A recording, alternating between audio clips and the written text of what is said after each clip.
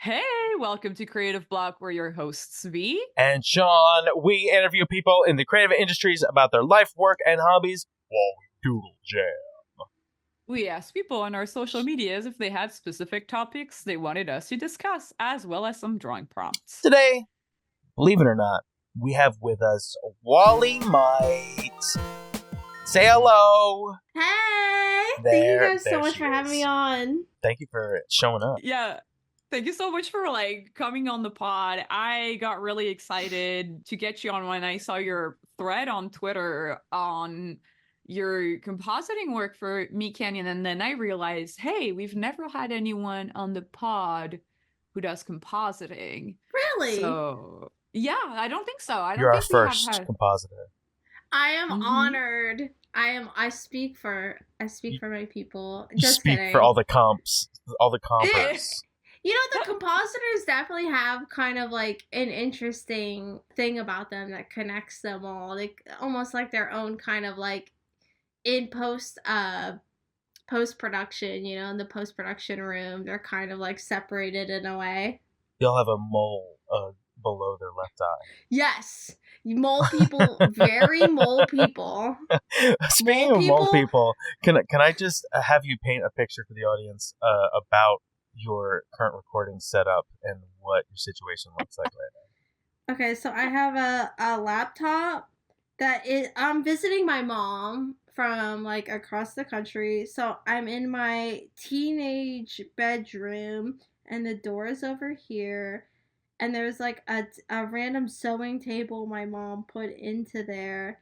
And then there's a chair. And I'm hunched over like this. And I have big headphones on. And I have LaCroix and ice right here. I thought you had a bunch of blankets over you. I thought you had a pillow for it, which is what I was trying to set up. But it sounds like you were just lying. You were just stunting on us. Hey, I left. I came back. I didn't want to put the blankets. The blankets were like this. So we ruined the blankets of your. Wait, so you just had a blanket over top of everything? It wasn't like propped up. Yeah, no, I didn't have like a legit floor. I just like threw a blanket everything. So when we went, I thought you were like on the floor as a family. Oh no, I have a chair. I'm trying to be at least a little bit. Yeah. How you say fancy? Fancy. Yeah, I thought you were like literally like lying on your stomach in with a pillow blanket over in you. A pillow Yeah. That's so funny. Oh my gosh. But this is how we get really good sound quality. So Wolly's doing it for y'all listeners. She's really making the blanket sound good, if that makes sense. Yeah, we've taken you inside the crinkle layer. Liminal banky. That's a sure. I'm gonna kind of like reel it all the way back to how did you kind of figure out you wanted to go into arts? Always did. I was drawing my Sonic OC. Nice. Her boobs were way too big. I was 9 years old. Where her boobs roll instead of like the ball underneath Sonic. Girl, we're talking D-cup blasters. Here, I'm gonna draw what I think. Oh, I'll just draw her. Her name was Molly the Hedgehog. I was 9 years old. I was on DeviantArt.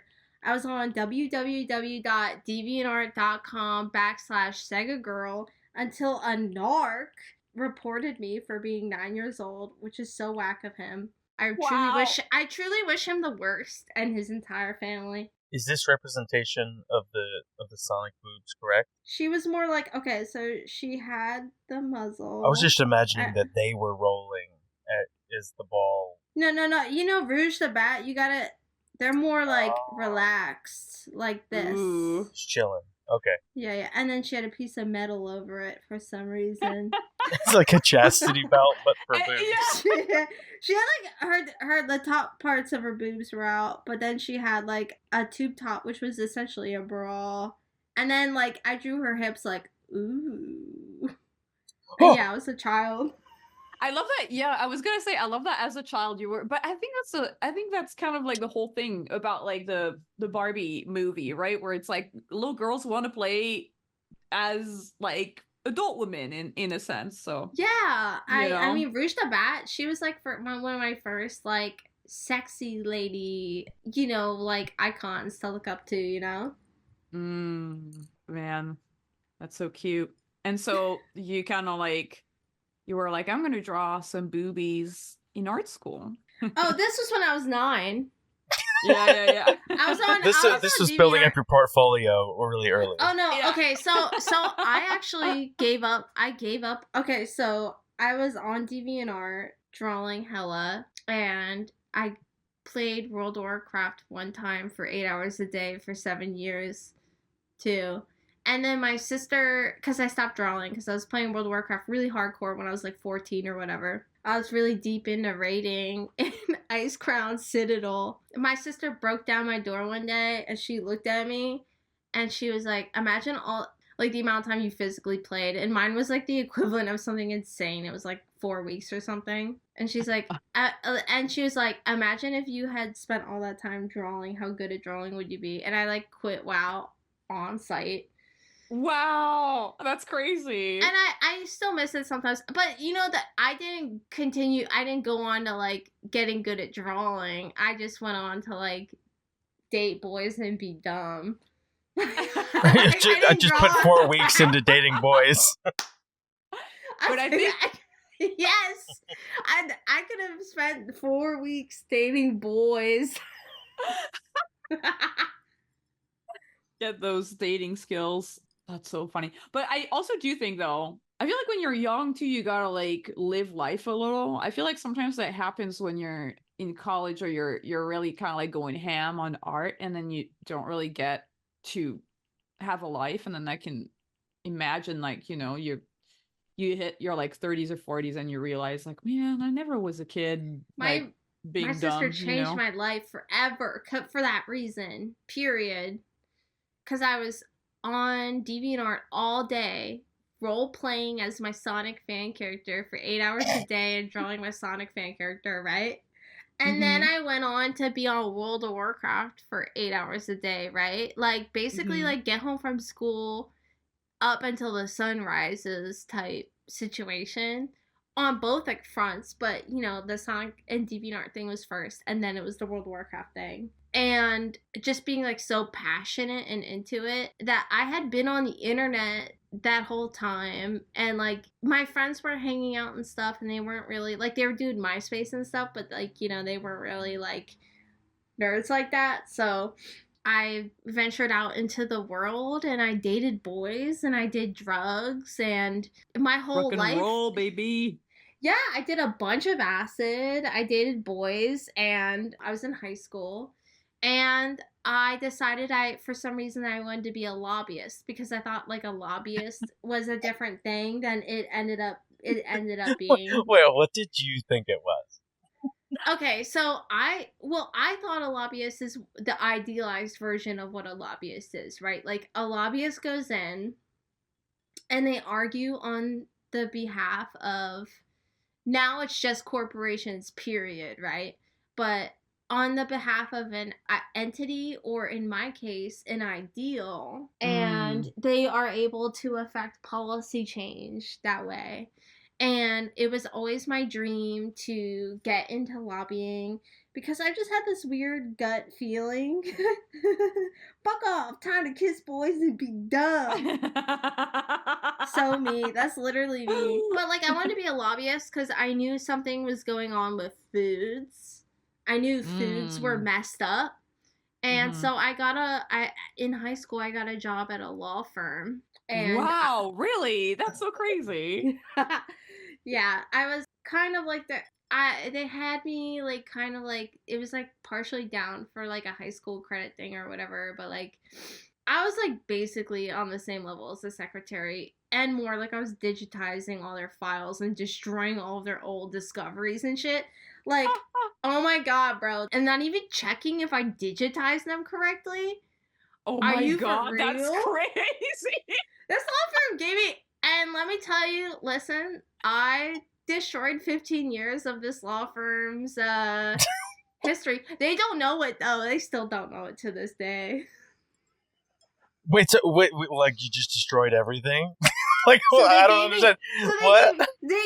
I destroyed basically everything. So Did they want you to, or did you? Okay, were you so- supposed to only destroy like one document and you destroyed like Okay. 20? They had a gigantic library of gigantic manila envelopes that are called discoveries, and they have everything that's on a case, including photographic evidence and sometimes physical evidence. They told me they wanted me to record pictures of like everything through the copy machine that had the scanner, like old school, the office style. And basically what I was to do is to record every picture of every page of every discovery. And I saw some fucked up pictures, right? Like I'm talking like dead kids and stuff. Like What? And Yeah, you were yeah. 16? That's crazy. So, Oh, like, yeah, and like basically interviews and the like, right? For Yeah, like telling a 30 16-year-old kid not to look at the murder pictures is just straight up not going to work. Like, yeah, they could say that, but I wish I kept some. Well, you also don't know when you're opening the manila envelope, you don't know what's going to be in there. They're like, it's Yeah. the discoveries. Don't look at it, but pay you close supposed to- attention and record both sides of every page, even when the other side of the page is blank. just dissociate. But like, blur, just kind of like stare into the distance, like while you're. Don't like look at the details. That's so You know what? Now crazy. I'm vocalizing this now. Like it just makes so much sense. Like why I ended up like making the kind of shit that I do. But like definitely just Yeah. like looking at dead bodies and all like people that were murdered and like child stuff that was really messed up and then like, shredding them also, up. Yeah, because I Yeah. was thinking like you were at a law firm that was just kind of like, I don't know, doing eviction cases or something So they- super mundane, but no, it was like criminal, like homicide civil- and shit. So it was Oh my it was God. it was civil law.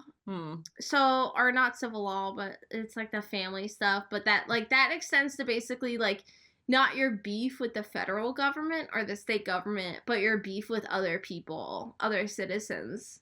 So on a huge scale, that could be like a murder or like someone doing something really terrible to someone else. Or My it could main be beef like with the defendant is that they killed my family. Yes. And the lawyers I worked with were real fucking sick. Like they help people get custody of their kids that should Wait, sick not like have- good? Like sick no, like good or sick like bad? Like sick in the head, Okay, like bad. okay, okay. Like they helped people get custody of kids that they had no right of having custody of having kids, you know what I'm saying? Like it was messed up. But yeah, so I scanned all their documents and didn't properly upload it to the systems right, followed by immediately putting every document that I scanned through a paper shredder.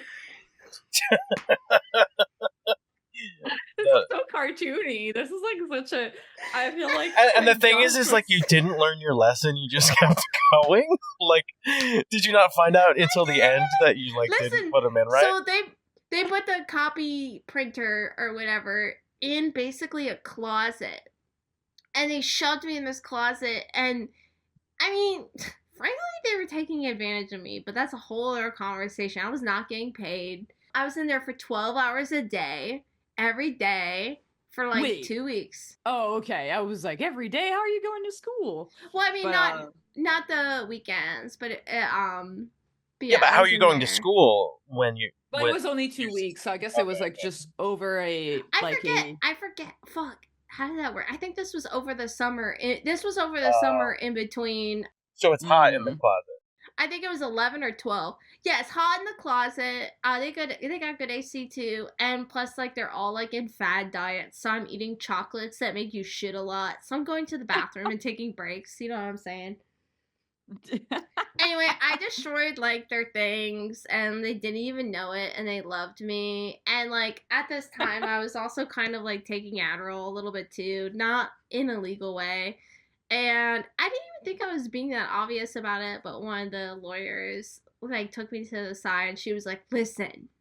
She's like a real bad bitch, right? We're talking like 7 foot tall. And you mean good, kinda bad, or built- bad?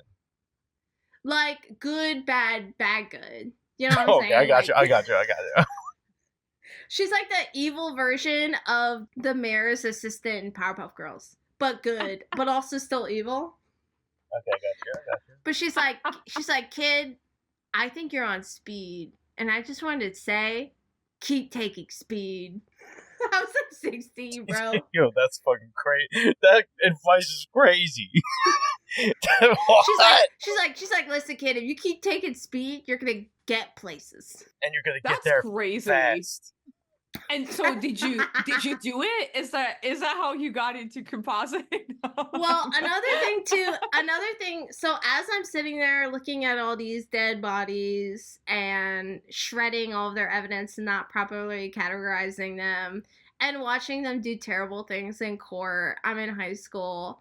All I wanted my whole life was to make cartoons, but I kind of fell off that path and I went down this legal path. And the reason why I went down it was because I felt something was wrong with foods. I felt like I like how you're not specific about it anytime that you say it. You're like, something is wrong with foods. And other people are like, what do you mean, Molly? And you're like, something's up. You're like, explain. Something is not what it seems about foods. So I just had this feeling like in my gut that like something. So anyway, basically, I'm getting to that. And I'm doing all their invoicing. And I don't know if you've ever done invoicing. I don't know if you've ever done invoicing for someone, but it's basically like the most soul-crushing work you could possibly do. Like, you literally look at a computer screen, you hold a piece of paper up to an Excel sheet, and then you charge people basically $600 for talking to a lawyer for 5 seconds, and then you go down to the next person and you just keep doing it over and over again. It's so easy to lose your place. And I was just thinking about how much I wanted to do cartoons. And then I went to the Art Institute of Pittsburgh's college thing for shits and giggles, just to like see what it would look like. Because I was already looking at schools to go to school for law and whatever. Mm-hmm. And then boom, and I was drawing character turnarounds because when I went to the Art Institute of Pittsburgh, one of the professors who would later claim that I do demon magic and yell at me in front of everyone, which is really funny because he made the hand in Evil Dead. But anyway, he was the one who convinced me to go to art school. But anyway, he was showing me character turnarounds, and as I was home in high school, I was drawing character turnarounds while kind of like, and as I was like in the law office, I was like really fucking just like broken doing the invoices and just like I'm destroying their entire history. And the lawyers I was working for, like, shout out to the island, but they're like bad people. So the government released a thing saying that if there's less than 1% of an ingredient in a food, that a retailer doesn't have to tell people that it's in there anymore, which basically renders all organic food as not having to accurately label itself as organic. So you can, as long as, so like if I had like 500 different preservatives, some preservatives are totally natural and chill. Most preservatives are chill, and most GMOs are chill actually as well. But if you do like 200 of them at less of a certain percent, because they're all under a certain percent, you don't have to label any of them on your foods. And you still to this day don't have to. So like 30% of your food could be different kinds of items used as preservatives or just mysterious items. But if they're under a certain percentage, they don't have to be on the label. So something's up with our food, aka.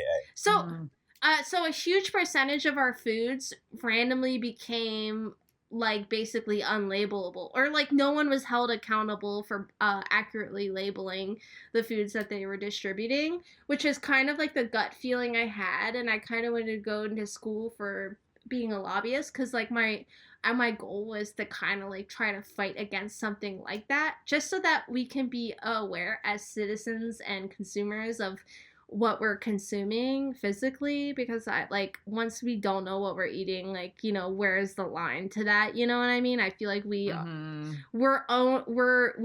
that right. So anyway, we lost that right as Americans. I'm on acid, I'm destroying all of their documents, and I said fuck this, I'm going to art school. So I went to the Art Institute of Pittsburgh. Damn. Okay, so that's how you made the decision to to switch it up. Yeah, I said, I mean, I really enjoy making cartoons, and it feels like there's no hope in law to try to accomplish change that I feel like is important, you know? Have Which is the you, only reason why I want to get into it. side note, have you read The Poison Squad? It's kind of like chronicles all of that. It's all about like how the FDA was instituted and like how they fought for customers' right and stuff. It's really cool. No, I haven't. Yeah. I'll send you the link after this. Speaking of which, Molly and I worked on a project together, and I did the voice of this announcer, and it was for the FDA. And That's so funny.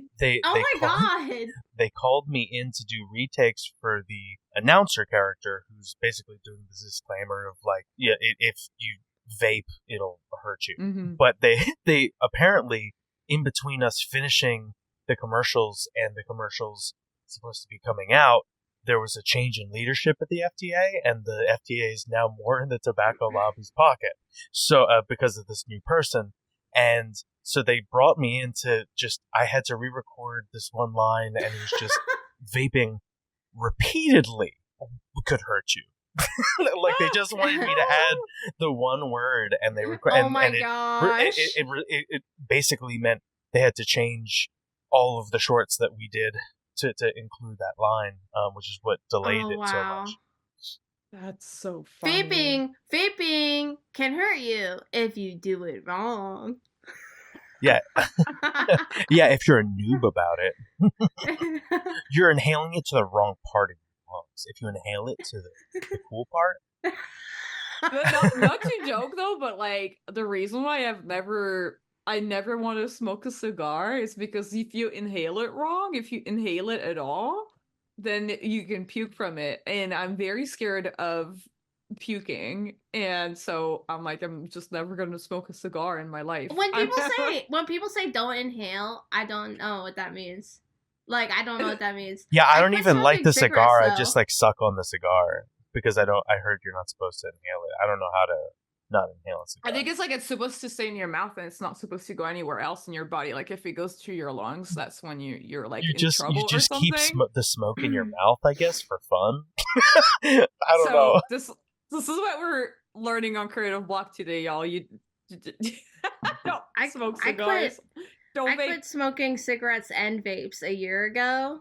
Oh, you're off vapes too? Congratulations. Yeah, I'm off all that. Except, I mean, like, here's my philosophy. If there's like a funeral, I'll have a cigarette. Sure. Yeah. That's my philosophy moving forward. But like, I have no self-control, as you already know probably. And I'm the type of person where if I have something, I'm just gonna like have it until the wheels pop off. Yeah. I always say like I don't want a snack unless I can have too much. Yes. Like I don't want one. Like if someone gave me a chip but was like you can't like buy a bag of the chips, like I'm like I don't want one chip. I don't want one chip. Sorry. I want too much. Yeah. Molly does sound different from not smoking anymore. Molly used to sound like I'm Molly. Molly used to have a crazy smoker voice. Oh my god, are you serious? No. That makes me... Oh, damn. Pranked! Lie prank. Get lied to. No. That's so funny because as you were saying that, I was like, I don't think biology works that way. I got poopy lungs though, for real. I inherited poopy lungs. It's a syndrome that is it's not super rare, but it's kind of rare. It's called poopy lung syndrome. And my lungs were fine when I was born, but since smoking, they're a little bit poopy, so. It sounds like it was that you weren't born with them. It sounds like something changed after you started smoking, and that could be the culprit. Oh yeah, no. The smoking was definitely the reason that I got. Well, here's what I'm saying. My like lungs David suck. Lynch, they can't tolerate me polluting them. Yes, This sucks. Well, here's what I'll say. Here, you know, the number one struggle of me quitting was what? Me pointing to David Lynch and going, "Why can he smoke and be like 200 years old?" And I can't. Like, that made me so mad. Just like True. Miyazaki, when you watch him and he's just like always smoking, and you're like, how are you doing this? He's like, I've been smoking 6 times a day. But yeah, he does look like he's dying though, for real. So you went to art school and you knew you wanted to do cartoons. How was it like graduating and finding your first gig? Okay, it was bad. Listen, shout out to all the professors, but there was only one of them that had a job, if you know what I'm saying. Mm-hmm. The Art Institute of Pittsburgh doesn't exist anymore. And when I graduated, I learned that it was like I was in a situation where they were like, your credits might be accredited. And so basically that means they weren't. And that meant like if I wanted to go to another school or whatever, like no bueno. Wow. That's crazy. So also, yeah, they're like, prank, sorry. So yeah, I went there I didn't take any summers off.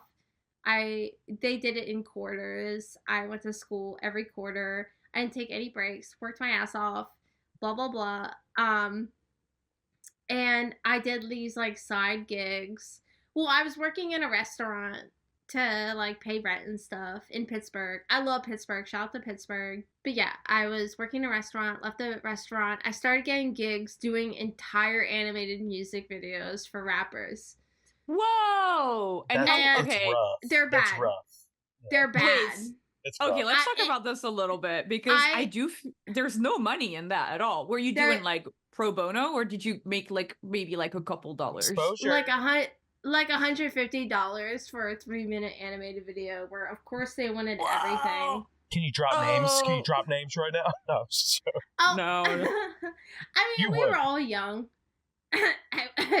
Yeah, I would. But but the thing is I did so many of them, that even though like it was the worst ever and the videos kind of turned out bad, there's parts of the videos that in retrospect are kind of charming. Are there any names that we would recognize if you told us? I don't know. I mean, one of the rappers is from Philadelphia. Mm-hmm. Okay. Which I know is your one of your. Oh no, I was just curious if it was anybody that we would recognize if you did mention. No one begged.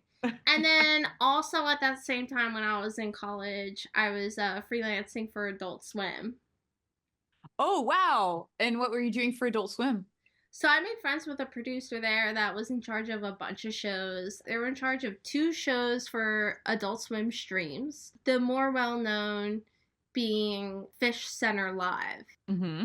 And then the other one was Blood Feast. So those were their 2 streaming shows. And then it was a season, but it was also like a movie. It was kind of abstract on the block called, I'm butchering the name here, and I apologize to everyone in the universe. Get a Satu Machu Picchu. Mm-hmm. Okay. Mm-hmm. So I animated the finale of that, but there was like a lot of context to how that came to be. So I animated the finale of that. That was probably like 5 minutes of animation. I was paid $1,500. The year was 2016. 1,500 for how much? 26 minutes? For like 5 minutes or something. 5 minutes. 2,600 for 5 minutes. Yeah. Wow. And yeah. I was like basically the college equivalent of like a junior. So like I was like 3/4 the way through college. And I was transitioning into like, because there was a studio in Pittsburgh called Animal Media Group. And they were kind of like an ad agency, but they also worked in film and television. And I was kind of like helping them with ads and stuff for like places like GNC and stuff. But then they got a couple episodes for Jim Henson Company for a show called Ghostwriter. And that's where my compositing journey started. Because I basically went into Animal and I was like, I don't have a computer. I'm sad. And the owner of Animal was like, I like you. Here's an office. And he gave me an office with a Wacom.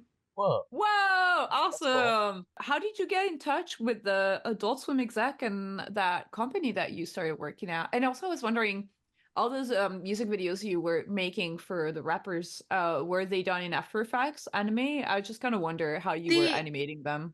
I wasn't really good at animating, so I was using like Adobe Character Animator for like the face and stuff, and I was rigging bodies in After Effects, and then I was like mostly comp heavy to get the videos done. So Mm, they looked kind of bad, but you know, they're like kind of fun in like a puppet way. yeah. I didn't know then what I know now, but I mean, like, they were pretty intense feats of stuff to get done, but like, I Like got you were them over done. your They weren't head the a best. little bit. I was like, yeah, bro, whatever, 5 minutes. I got you, this. bro. And then and they'd be like, this isn't like Super Saiyan Dragon Ball Z. I'd be like, you pay me $150. Like, I'm trying my best. And then these rappers were very chill. They'd be like, you know what? You're right. Thanks, gang. That's so funny. That's so funny. No, it's cool to hear that you were kind of already kind of like you were kind of getting to know these softwares as you were doing all these odd jobs on the side as you were still attending school because did you learn any of these softwares in school or was it all So like self-taught? the teachers were like, okay, so there were only two professors that really taught me. There were three professors, all right. So I had like, they were kind of like my triple goddess. Only two of them are bros. One was Angela Love. She still texts me every now and then. She's like more of like a 2D cell animation type from back in the day. A little bit pretentious. She's like the equivalent of like people who are really scared of her refer her to as Ursula. And her vibe is like, I don't know. Have you ever seen a woman with a fur coat put her elbow up to her chin and go, Like, that's very much her vibe. And then she taught me about the ropes on animation, cell animation. And then Michael Schwab was another guy who taught me about cell animation. He made me do it with pencil and paper, you know, with the pegs. And then Chris Bobin, who really set my life in motion. He was from the same small town that I was from, worked at Animal, and put in a good word for me so that I could get an internship there after I had already been kind of semi-homeless there. And he helped me work there more full time. And then the third professor is, I guess that's it, actually. Sorry to that third person, whoever you were. Yo, by It's the your way, guardian angel. It's the third teacher. My guardian angel is legit. It's been the most important, and all of my spiritual guides, and they've all been there, and including Mac Miller. Mac Miller, I believe, also stepped into my life to help change it. Back when I was a chief creative officer at a game making company, which was after Animal. So I was at Animal, and I wanted to do something sexy, like character animation, right? And I just wasn't very good at it. The rapper videos were forcing me to do stuff so fast that like I could only kind of make bad stuff, you know? But the only way I could kind of make them look good was through compositing, but I didn't know that that's what I was doing, really. And so I got really good at After Effects, but like my drawing and animation kind of was lacking really hard. But I wanted to get more into animation, and that's when Animal got the deal with Jim Henson Company for Ghostwriter for Apple TV to basically take like live footage of animals and take CG that we were making in house and composite the CG onto the animals, like the live footage. Which was that very... sounds like a lot of work. It sounds really hard. So as far as compositing goes, it's probably the most like, I love these drawings so much. I love this. It's definitely like some of the hardest shit that there is in the game because you're like, I was using Nuke. So Nate, who was the guy there, he was like, "Do you want to be a compositor?" I was like, "No." and he's like, so "Good, we'll have you start next week." Yes, and he was kind of like a spiritual grandfather in a sense, you know what I mean? He's like, okay, good, I'll teach you how to do it. Dude, sometimes that just happens. I had this project, I was working on this Coca-Cola commercial, and I was approached for it by this director who was like, "Hey, we really want you for this Coca-Cola commercial." And I was like, "I guess I don't have work." And he was like, "Good, we're going to have you do After Effects effects animation making things look real like sparkly or like adding like ice form on stuff. And I was like, I've never done that before in my life. Why would you hire me for this at all? I'm a storyboard artist. And they were like, good, thanks. like look at tutorials on the job. Thank you. And do this for the first time. And yeah. Sometimes That's it so just funny. happens and you say yes. You kind of did that to me in a sense, but That's true. I'm not even there yet. So any compositor getting a gig to work with like Jim Henson Company, right? And the newest Matrix movie too, because they were working on that as well. Like any compositor would be like, oh shit. But I was like so kind of distracted by the fact that I was going this route I wasn't expecting to go in that I didn't appreciate it. Except for the fact that I worked my hardest and I wanted to make everyone there accept my work, even though the kind of work I had to do was really hard. Like, I had to do the equivalent of, like, skinning animals and people alive and making them flat on a screen, and then adding stuff on top of them, and then making sure when it goes back on them, like, it doesn't look bad, which is, like, crazy. Yikes. Like, you'd work on a shot for, like, a week, basically, right? Wow. And that's like crazy. there's so many things you have to be careful with, like because the grain in the CG might not match the grain in the footage or whatever, or the lighting and the grading and the blah blah blah. You were basically doing animal deepfakes. I was doing deepfakes before deepfakes. Yeah. Those animals would be pissed. These guys that I worked with at Animal, they invented the Taco Bell dog, and they were the first ones to do mocap with like animals in that way. So they were kind of like the talking animal people before deepfake. I imagine the deepfake thing has hardcore, drastically affected their studio. Did you make animals talk? Yeah. I made Tiffany Haddish. I did Tiffany Haddish as a cat. I did what's his name as a pug. There were a couple other comedians. It's funny how that was like, there was a period of time where everything had like an animal with like CG talking. Yeah. And then I feel like it sort of stopped. But for a while, everyone was like, we gotta have this cats versus dogs. We gotta have like, animals talking, and like we have this technology now. That's cool that you contributed to that. Yeah, that was Animal. They started that, so that was kind of their bread and butter. And as you know, they had there's so many stories with that studio as to why they had to size down, and I have my own personal opinions too, but with deepfakes and stuff and whatever, and also just like talking animals, like it's kind of like a gimmick too. They were good at other stuff too, but the talking animal stuff started to wax out. So I got to work on Ghostwriter for Jim Henson Company, and I putzed around a little bit on the new Matrix movie, only for a little bit, just in the background, like with aging and de-aging. Oh wow, Whoa. That's crazy. And I love him so much, but basically, I'm not going to get into it too much, but the owner of that place said that they were going to have a full-time job for me in like a month, and then they continued to say that for like 8 months. Ah, man, it is how it be. Yeah. And one time I asked him about it, and he was like, what are you talking about? What? Gaslighting. Yeah. Oh my god. They had free lunches and free alcohol, though, so that was good. I was like, well, I'm taking a bottle of Bullet home, and you can keep my Ruth Bader Ginsburg doll, and I'm not coming back. Bye. I didn't say that, though.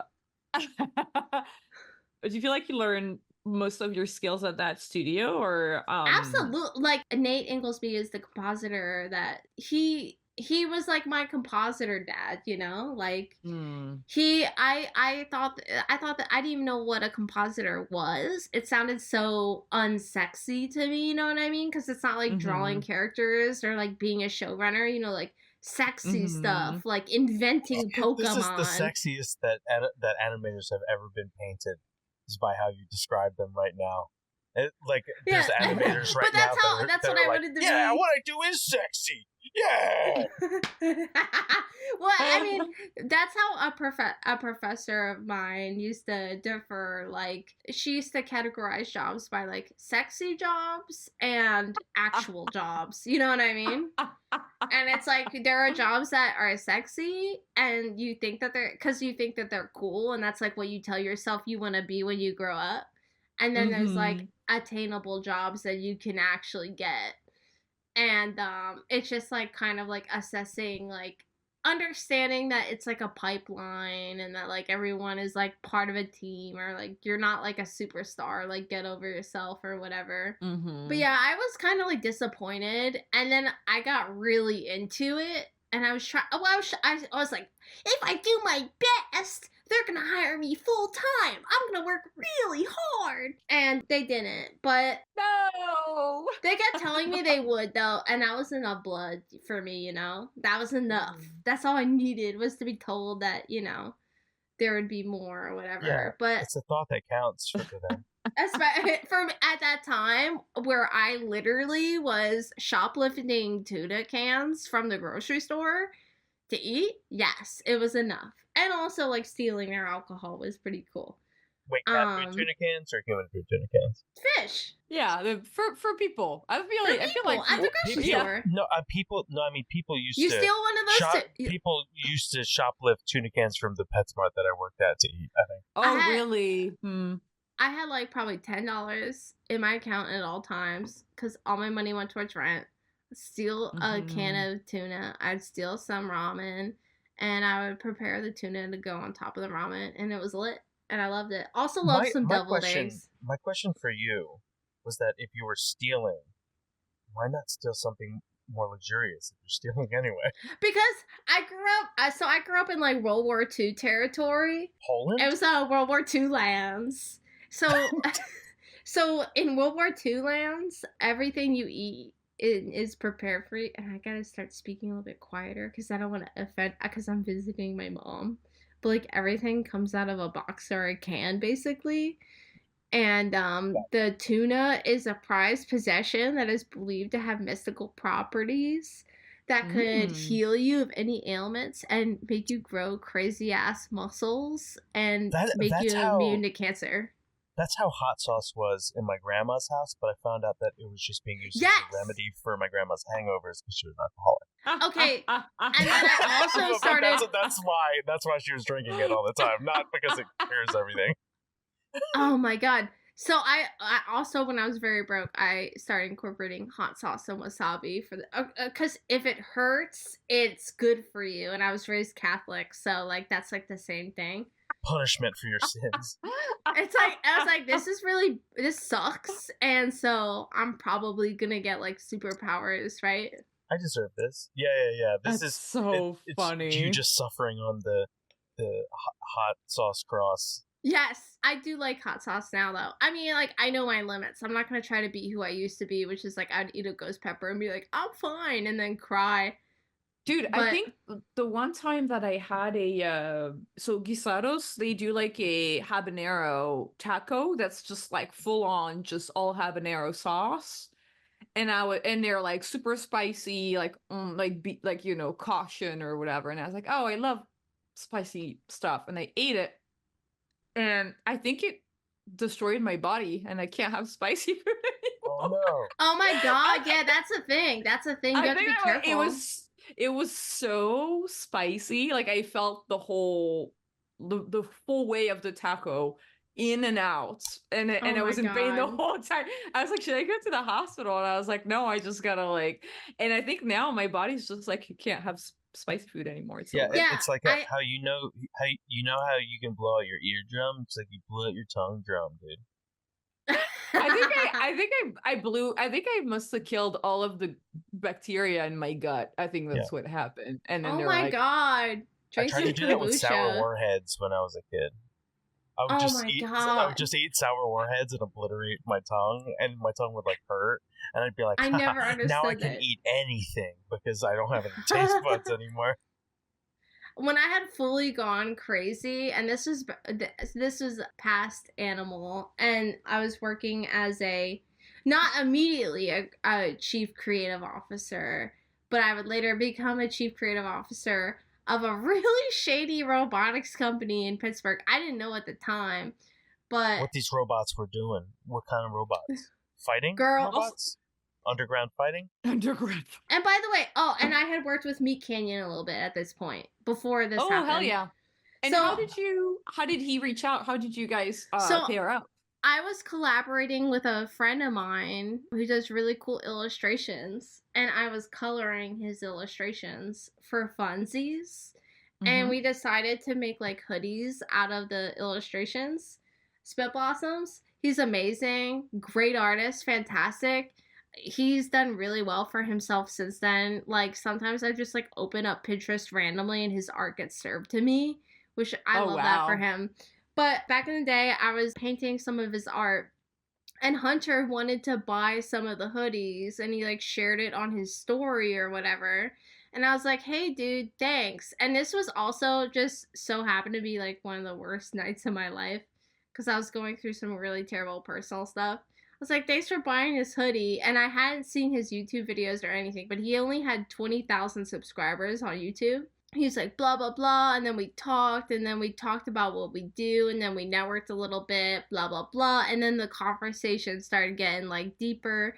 And I was telling him what I was doing, what I did at Animal with what compositing is. And he said he had heard of compositing before in animation, but he had never used compositing, and that he had a video coming up that he wanted to work on. That would be the first video that he does music for as well. So it'd be kind of fun to combo pack music and compositing as a just a like experiment. And that's what that was the Over the Golden Arches video that he did, which was like his McDonald's video, which was kind of like iconic amongst his fan base. That was kind of like a symbol of him going into like compositing and music at the same time for the first time. So wow, nice. That is so cool. But that's so cool.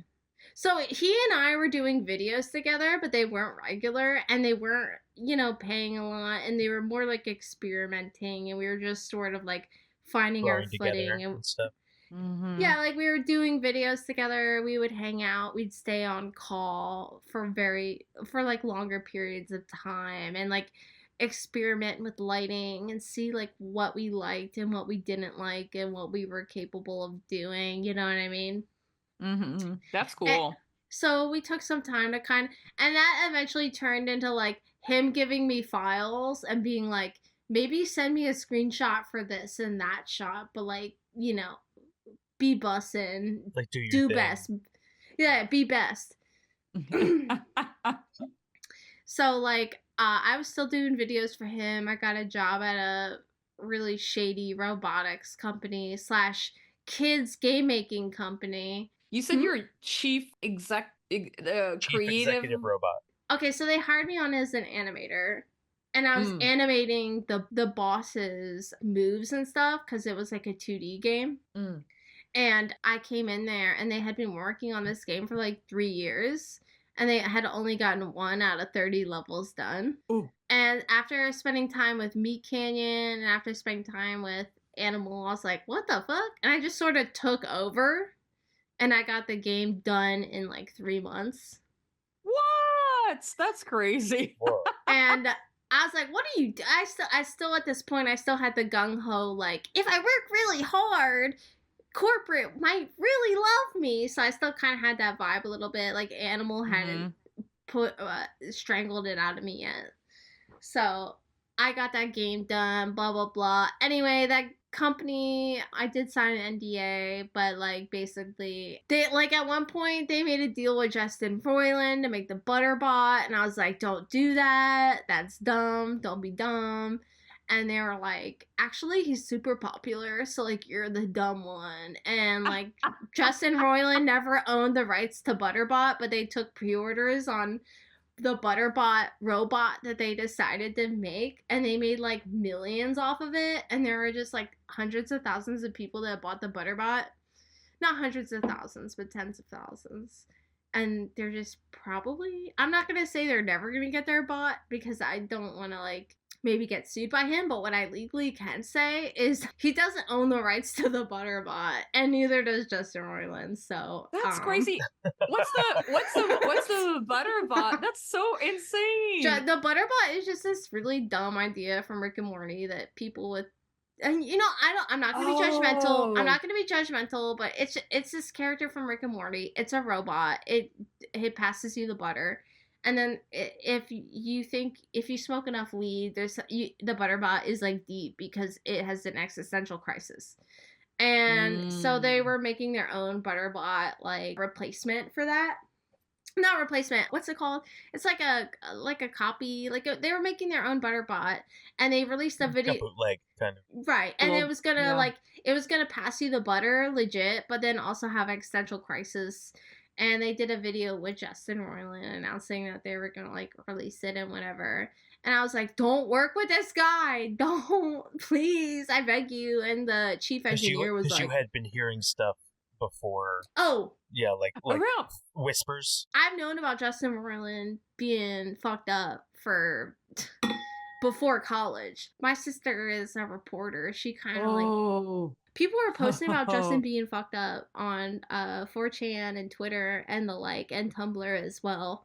And anytime they would post about it, they would basically get sued out of existence. Whoa! What year was this, approximately? Oh, this was, I don't know approximately when the posting initially began. I know the posting was Tumblr and Facebook screenshots. But also maybe like around 2010. It was kind of like 2010. So that they were happening during season 1, season 2 of Rick and Morty. Okay. But the posts were happening perhaps 3 years after that. And so it wasn't until 2015 that I was hearing about these things. And then, well, I never really cared about Rick and Morty. I mean, shout out to the island if you like Rick and Morty, but me personally, it's just never really been for me. Because I guess I have taste or whatever. But so I never paid attention to Rick and Morty news, but I paid attention to news of people who were like coming forward about their work experiences within Adult Swim, because I had been working with Adult Swim at that point. And Adult Swim had a really big problem that was really bad. I went to Atlanta myself personally, and I saw that shit up close and personal, and there was a problem. They cleaned it up though, like ever since what's his name? My brain refuses to remember it. He's the creator of Adult Swim. Laszlo. Is it? I'm gonna go ahead and say RIP. He was really into an interesting work culture that was really messed up. But anyway, they cleaned all that up. He didn't think women were very funny, and that was a public thing, right? Is that? Or were you talking about something else? And that was a public thing that happened with my sister. He fought with my sister about that. Because my sister was the one who wrote the article that was like 47 out of 47. Oh, so my sister reached out. I'm working for Adult Swim, right? And I'm in college, and my sister's like, "Is anyone treating you weird?" And at this point, I don't understand what misogyny is. I don't understand like what any of that is. All I know is I have to work really hard to be in the industry by any means necessary. And I was feeling uncomfortable with her questioning because I definitely for sure had answers to her questions that were fucked up. like that you were a little embarrassed of yourself to have like taken work under certain circumstances, like that kind of stuff. I like this guy tricked me into going to Atlanta. Like it was like a whole thing, but basically he doesn't work there anymore. They cleaned up. Sure. So Laszlo, basically, I think the rumor is that Laszlo got cancer and that's why he disappeared. But basically, my sister was like, do you have any girl idols that you look up to at Adult Swim? And I was like, I actually can't name any. So she did a deep dive and she figured out that 47 out of 47 show creators ever to exist at Adult Swim were men. And even to this day, even though Lisa Hannawalt kind of claims being the first female show creator, they only picked up her show after it had already been developed at Netflix. So to this day, Adult Swim still has not taken a chance on a female show creator to this day. They've never Yeah. invested in a female show creator like from the get-go to create something new. I heard through the grapevine that channels like Adult Swim and Comedy Central, because the demographic, the audience is mainly boys age like 17 to 25. It's like heavily, I don't know the exact numbers, but I'll venture out to say something like 80% is probably like that demographic. And they're not looking to really expand that's a risk to expand their audience, basically. So for them, it's kind of like, yeah, unfortunately, I get that, but like women show up. Like the way women care about no, I'm just saying, I know you guys know, but like women show up even for the male written, male led misogynistic shows like Rick and Morty. They show up to them for some reason, I don't know, but they do show up to them. Well, yeah, I mean, and they support them. Lazo was quoted as saying women don't work it well in the writing room because they don't like conflict, and writing is about conflict or something like that. Huh. Which is fucking crazy. That's a fucking crazy quote. So that was a quote to my sister because he was he was responding to her article, basically saying like they and also the second part of that quote, which is less paid attention to, is that he also can't have female characters because he's scared that his audience might see the character being a female as part of the joke, like them being a girl as part of like a gag. Kind of like how in Venture Brothers, like the monarch's wife is, the joke is that you don't really know because of her voice or something. Right. So I guess this producer, he was kind of creepy towards me. Shout out to the island, but I think it was kind of like a circle of life thing. Like he told Lazo that he was gonna hire me to like animate part of the end of his show, which I've never watched in its entirety to this day, but I'm sure I will eventually get around to it, just for like spiritual purposes or whatever, right? So yeah, I animated the end of his show. Haven't watched it, and Lazo and all those people got removed from Adult Swim, and they cleaned up all the weird locker boy stuff. Locker boy room. Locker boy. Locker boy. Locker boy. Yeah, that's so crazy. It sounds like they definitely improved big time over there, and everyone that works there is like really just got their shit together or whatever. I'm hoping. I think that they had made some efforts to like, okay, like let's try to get women to pitch, and I think initially the bone that they threw at women was like, hey, like you could pitch us like 15-second bumpers or something like that, and like they were like trying to do that as a way to reach out. I don't know if that necessarily is an effective enough like compensation, but I don't know what the current state of it all is, but I do know female creators that are at the very least working with their Smalls program, VEE included. Yeah, but when Sam and I pitched together to Smalls, it was part of our, I did tell Sam, we have to make this funny. We have to make sure that we keep the boys in mind. Like, we can't do jokes. Alienate. Yes, we can't make this just for women. We have to make sure. And I was also thinking, like, let's put in some, like, sex, drugs, and rock and roll just because it's kind of like the brand. And it's funny, too, but, we were really trying to find the angle, like even though we have like main characters who are female, like we were really trying hard to, we'll see if we succeed. I think we did, but we'll see when it releases if boys jive with it. But yeah, it was definitely part of our thinking. We were like, we can't make this, like we have to keep the demo in mind. Boys, yeah. Right. Because originally we were like very like, our idea was like very reactionary, where we were like so upset with all the misogyny. We were like, we're just gonna do a gender swap thing, and then we were like, it's not working. Aww.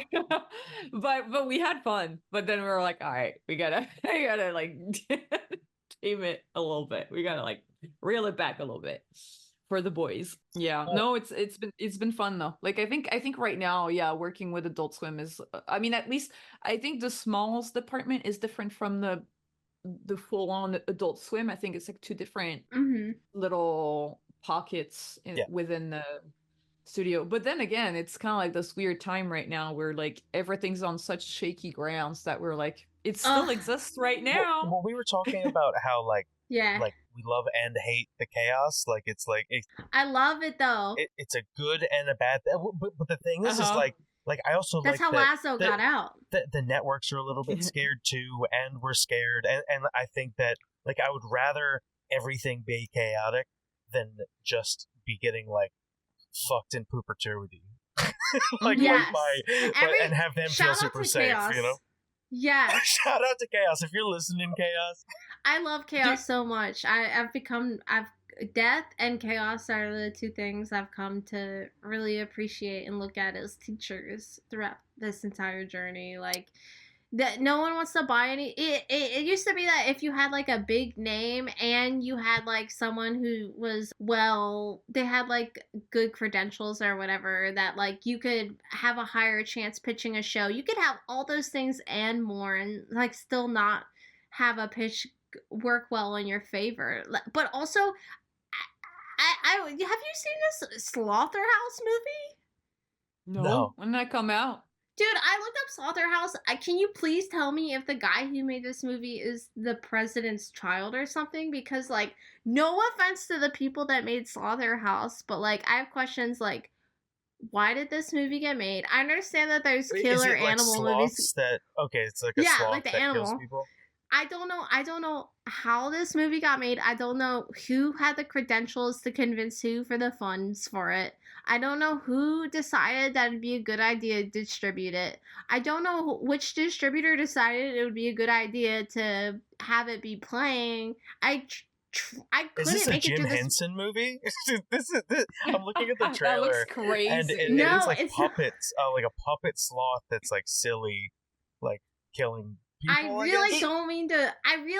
Listen, I'm not shitting on that movie. I'm just saying that it's the worst movie I've ever seen. And I had to, like, force myself to watch it because I was trying to understand why this movie was chosen to get made. And I looked into all the people who made the movie, and they had no notable credential that could lead them into this position. And something was really inspiring to me in that moment. Because in that moment, I was like, they were given the money to make Slaughterhouse. I mean, like, someone's daddy probably had the house for the set or whatever, but, like, if they can make Slaughterhouse, I mean, they probably had different things that helped them make Slaughterhouse, but it's like, you could have Tiffany Haddish, and you could have Ricky Gervais, and you could have Justin Roiland, and you could have Tyler the Creator, and you could still not get a show. But you know what? Slaughterhouse got made.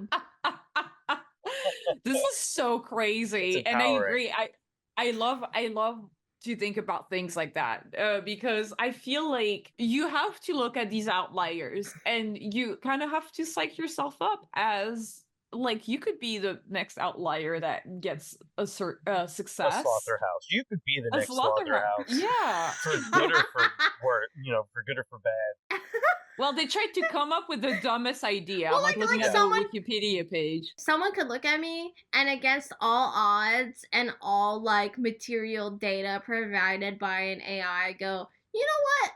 I'm gonna let this kid rock out and see what they can do. You know what I mean? Like, I'm still, like, open to that wish or whatever, but I for sure have given up on it. You are somebody that is so enmeshed within the like the YouTube animation sphere, like you talk to different YouTubers and work with different people, including like you had a past of working on was it Hell of a Boss? Mm-hmm. I'm just curious about like without, you don't need to go into any specifics about any one of them in particular, but I just want to know how you're feeling about YouTube animation, indie animation, like how you feel about that community, like if you have any like positive experiences or negative experiences that you want to talk about, just about it in general. I know that like not everyone is necessarily like a political person or like caring about like the economics of things or even like the like social climate of, because this is an emerging industry. This is a new industry. It is an arm of the animation industry, but it is its own thing. And because of that, it doesn't have the same regulations that the industry has. It doesn't have the unions that the industry has. It doesn't have, but also at the same time, it's unprecedented territory. Like, there's kind of like a peace and love and understanding that, like, we don't all know where we're going right now, right? And there is a question of like how much of the depending on the size of the channel, there is a question of how much do you want to contribute to the situation and then like there's almost like a math equation, right? It's like my effort into this YouTube channel equals how much I am paid divided by how much my expenses are, parentheses both of those, times what I think this channel will become, to the do I trust that the creator of this channel will take me with them and like make sure that I am appropriately compensated over time power. So like there's like so much faith that you have to go on YouTube that math. it's YouTube math. There's so much faith you have to go. The title of this video. Yeah. YouTube math with Molly. That's a shirt right here. And people, and not to get too saucy, but just to spill some hot sauce for you, I think that people in the industry they do care about people's best interests and they do want people to get paid properly, but I do think that they are a little bit salty that they don't have jobs and that they're seeing other people have jobs and they're tearing people down because they're not making a lot of money, and they're being like, well, it's like you don't even have a job because you're not even making real money because you're being taken advantage of, unlike me who's on worker. Yeah, it's like it's like I get it. On one hand, it's like we should be fighting for people being paid properly, and in the YouTube sphere, it's especially more Wild West. Why would I even say it's more Wild West with everything that we've learned with the actual industry? But it's kind of Wild West. It's all Wild West. It's like Westworld inside of a Wild West reality. Because in the industry, you have things like unions and such. But at the end of the day, all you have is like a collection of decisions that people make, right? That result in like people's jobs, and like if that's efficient and if it's not efficient, do people get cut? And even if it is efficient or isn't efficient, do people get cut because of this or that? Are people experimenting in this way? Is management proper? I feel like there's a lot of situations where you have YouTube creators where they become business owners and they become bosses, but they've never had any HR training, they've never had leadership training, they've never had training, sensitivity training. They like it's essentially like it would be a legal landmine if there was any laws up about it to begin with, almost. Right. And so it's this situation where you have all these people that because there are these individual entities and companies that aren't connected, and there's not a whole lot holding them to any particular thing or teaching them about any particular thing. It's basically like you're on your own with how much you want to hold your own feet to the fire about how responsible you want to be. And you should be held accountable for your choices and who you are, but at the same time, you should not be viewed as the same as a multi-billion-dollar like corporation that has the resources to have like these appropriate channels. So in the industry world, I've had a really good experience of like a full spectrum of like literally heaven and like nightmare zone. Like my experience at Titmouse was just like literally heaven, and then my experience. I love you, babe. And my experience at Animal was kind of nightmare zone, but it helped me like pay the bills. And then in my Mhm. experience at that game making company and at Adult Swim, it's like, yeah, I made like the game making company. Yeah, it was making 6 figures, but it was like I was getting like sexually harassed and like forced to sell things on lies, and like and everything I did didn't matter because at the end of the day, their whole thing was scamming people. I don't know if I said the name of that company. If not, if I did say a name of a previous company, I'm not talking about them. And then of course Adult Swim, where the dude was kind of creepy and whatever, but I still got to like work on it. But like I got creeped on, so I got to see a full spectrum of like literally the best of what the industry can be, what the industry is kind of like for like most people, and then you've like seen the the worst. best and worst of like YouTube stuff too. And I've also seen the best and the worst of what YouTube can be. So like when MeatCanyon and I first started working together, he only had 20, 30K subs. So basically I was getting paid only like $200 a video or whatever, but I was cool with that. I wasn't even expecting to get paid. I was trying to experiment to see if we could create a product that could like, cause I knew he was making money, but I knew he wasn't making like money, you know what I mean? And he has so diligently, every time the channel evolves to like the next level or whatever. And by the way, we've gotten to the point where we're kind of like, I've made so many videos with him that like I can kind of like foresee what he's gonna want with something. So he just gives me a shit ton of files. I'll manage stuff with animators and background artists as stuff is getting turned in at the end, and I'll like make sure it's composite. So there's a little bit of production that's happening there too as well, with like making sure files get done, reaching out to animators, making sure things need to get updated, asking background artists if they updated a certain thing to be a certain way to match a note, blah blah blah blah blah, and then compositing. He over time, every time the channel hits a new echelon, he pays me more. Every time I'm stressed out, I can speak to him freely, and he listens to me and hears me out without judgment and without penalty.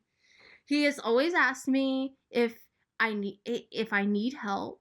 I've brought in several compositors. I'm more of a lead there now, not just like the sole compositor, which has been kind of weird for me, but like I've been growing a compositing team there now that I'm in charge of. And he's always asking me if I need help. Super communicative, really nice. Whenever there's a situation that might be HR related in a way that I might like know stuff about, he reaches out to me. He asks me what I think about stuff. He values my opinions on how things are ran, and I helped build that pipeline. And that's really cool. So I helped build that pipeline with him.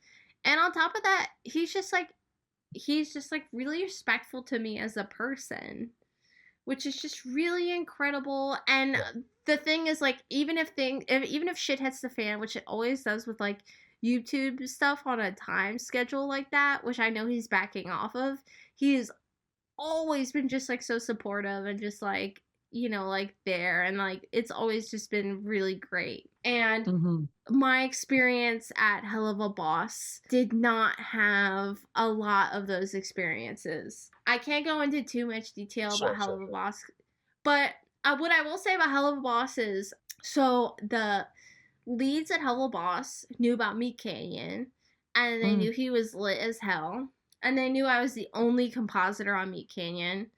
So they hired me because it's like a similar space. So like, they know the situation. Yeah, it's like 1 + 1 = lit. Yeah, it was like 1 + 1 = lit. Just like that. So like we buddied. We became friends really fast. I got into the inner demon ring really fast. And and when I say that, I know it's like, it's a demon show. But when I say demon ring, I mean like, the situation over there is that it is not healthy.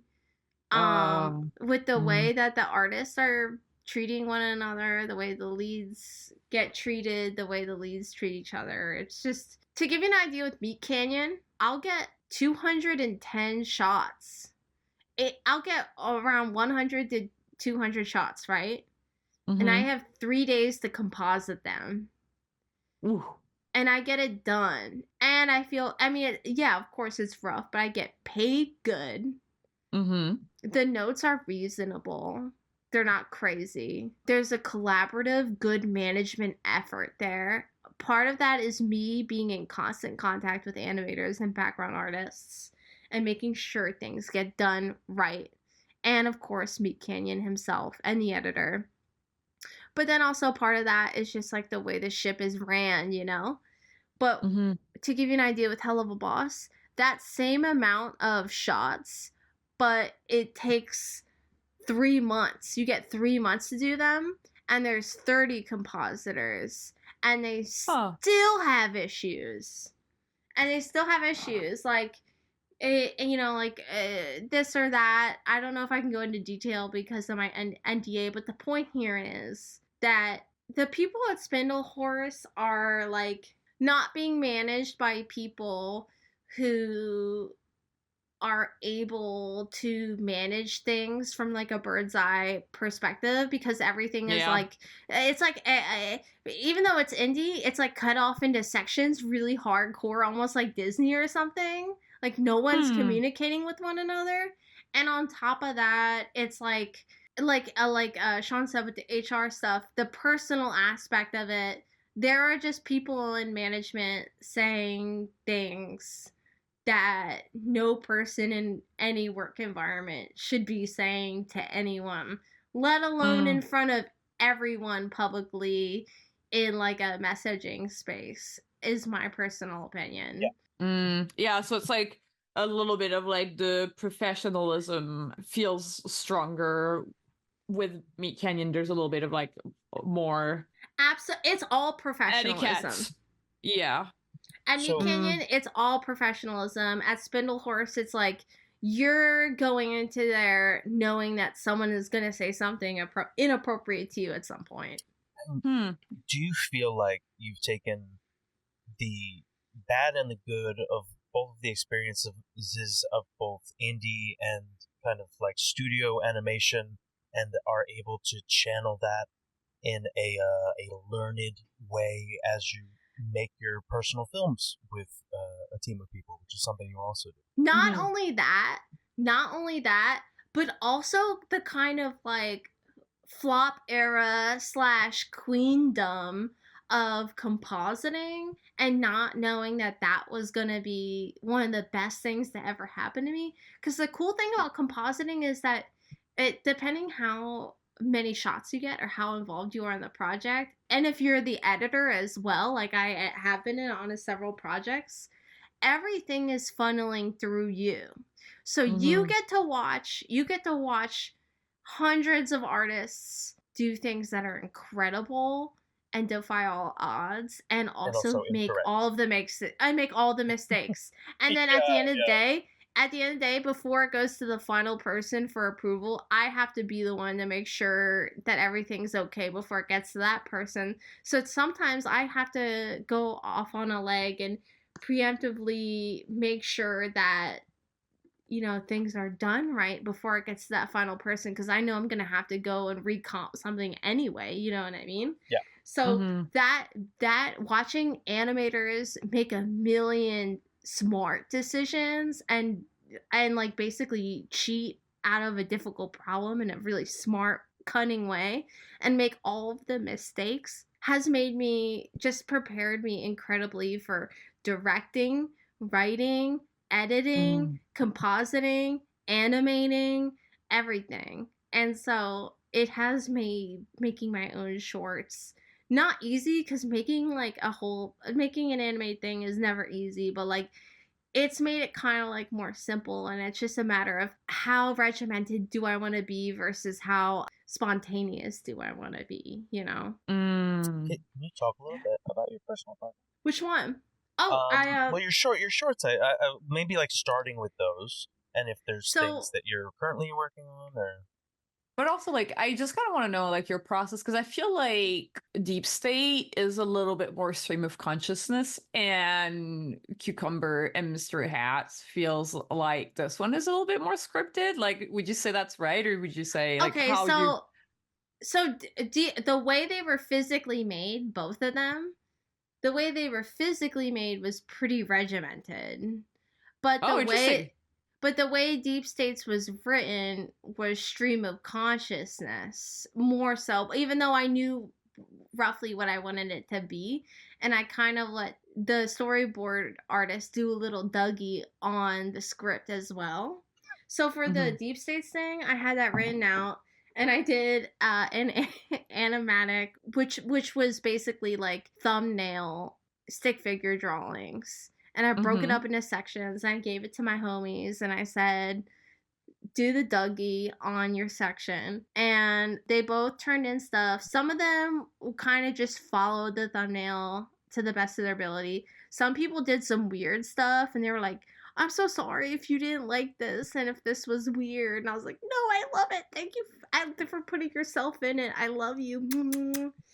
And Cucumber was a little bit more A to B in how it was written, because that was a collaboration with my best friend, Nicholas Bruno, who is actually, I met him because of Sean's wife, Denise, introduced me to him, and then he ended up being like my best friend, and we talk every day. So he's a photographer that focuses on sleep paralysis art. And very cool. He's like the sleep paralysis guy. He did a sleep paralysis tarot deck. We're besties. We talk every day. So we kind of came together, and he wanted me to do designs for a plushie, because we're working on some like sleep paralysis plushies, because we thought that'd be cute. But like that turned it, once I was working on the plushies, I took these two dolls that I designed, which was Cucumber and Mr. Hats. And Cucumber was a dreamer, and Mr. Hats was like the sleep paralysis demon. And I was like, this is a show, and this is a show, period. And he's like, you're right.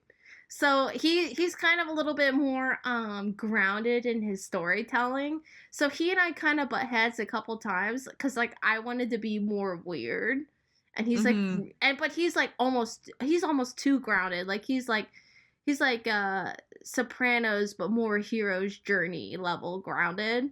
So like we came together, and then the balance ended up being Cucumber, which is a little bit more it makes a little bit more sense, I guess, to watch. But the way that they were made was the same, was taking the script, making a storyboard thumbnail, really trashy, and then fleshing that out either after doing like character designs or whatever, doing the storyboard a little bit more fleshed out, breaking up the storyboard into shots, animating those, doing the backgrounds, compositing them together, blah, blah, blah, blah, sound, boom.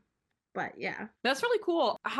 So, because you have like a full little team, are they all people that you've met throughout your previous like endeavors? How do you reach out to somebody to help out on a project? Because I like to ask that, because I feel like when I started on the Adult Swim shorts, my partner Sam and I, we were just kind of like, how do we ask for help? We were like so scared, and because it's like, oh, we can't pay really good, so there's a little bit of guilt that comes with asking somebody to help. But then eventually it turns out people are excited to help if they like you, I guess. How do you approach that problem of like asking somebody to help you on your project, I guess? So I had a really cool team of 50 people or so that I grew on Discord on my personal server. So before Cucumber and Mr. Hats or Deep States, I was starting to get some real clients that could like not pay great, but like pay enough, and the work was intense enough that I decided to like, I didn't want to actually work on the videos alone, because it was just like too much for me.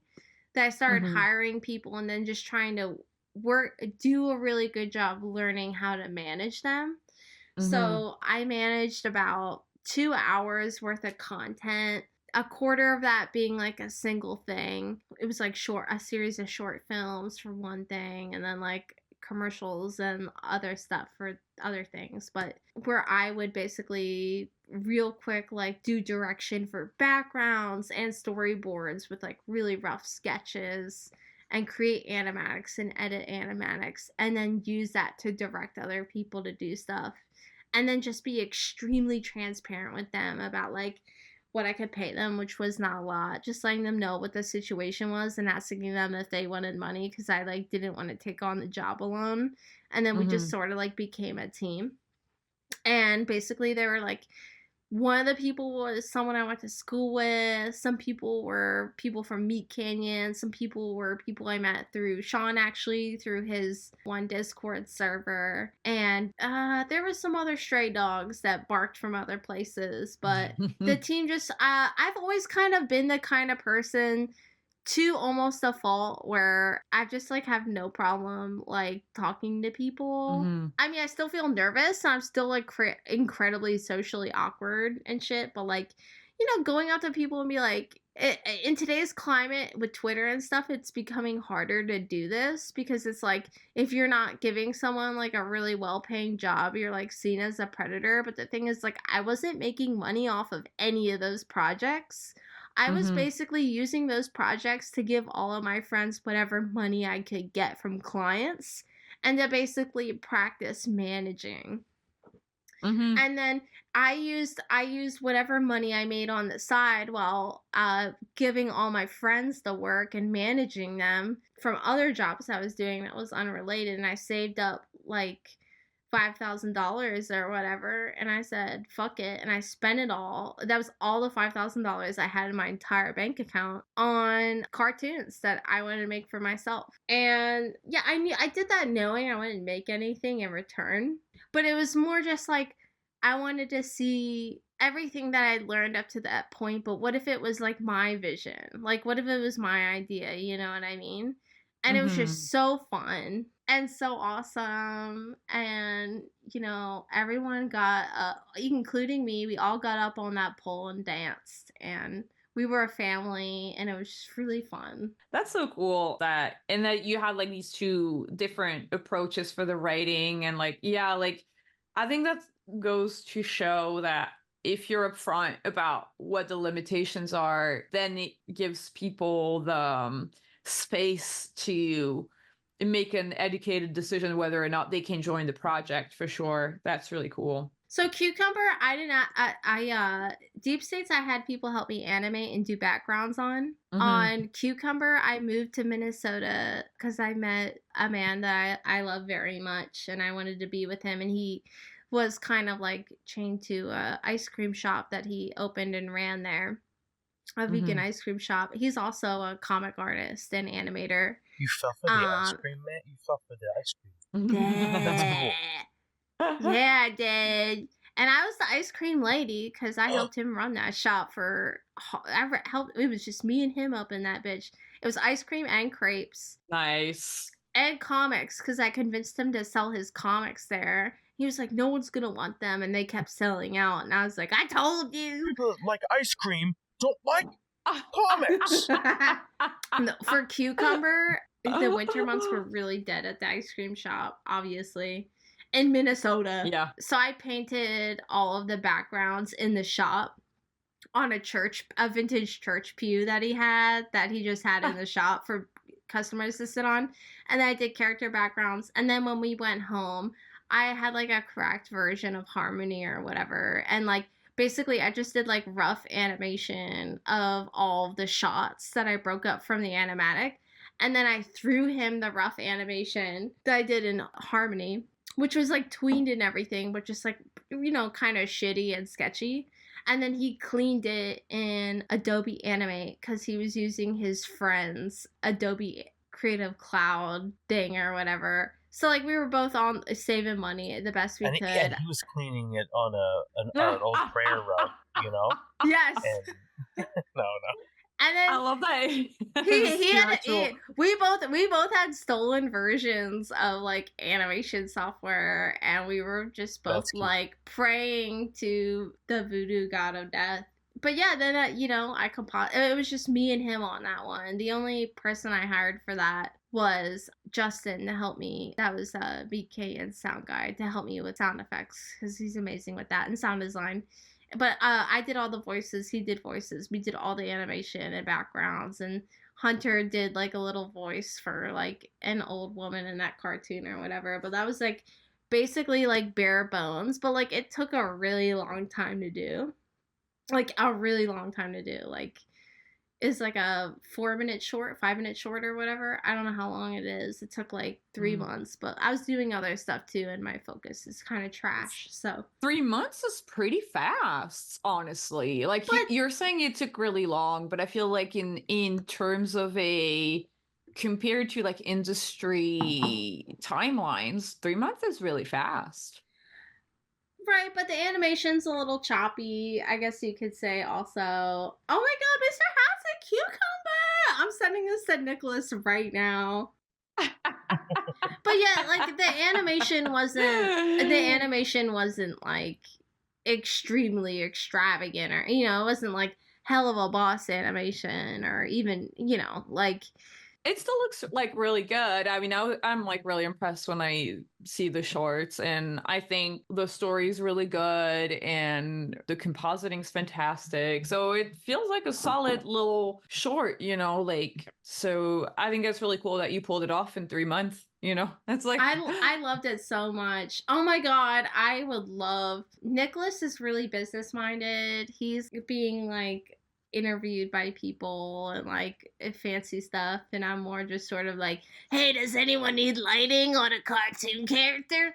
But I think he wants to pitch Cucumber eventually. I have no idea how we would even go forward with that, but like it was just so affordable. Like I will literally, you know, just like do it on site. Like it would be so fun. But I'm trying to save up as much money as I can right now, and like be able to make more stuff like that in my free time, because it's just like so fun. I want to do some more shorts. I've been kind of like not a super powerhouse of creation recently. I've been visiting my hometown and like kind of taking it easy a little bit, but yeah, I'm just so Are you saying that a dormant volcano is not still a resting power of destruction? Even though you are resting, you are still a power of force of nature, of animation and creation. Just because you are dormant does not take that from you.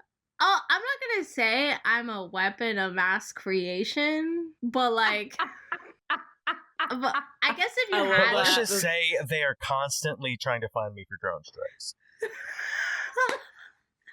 All I'm gonna say is you're not gonna read about me accurately in first world countries.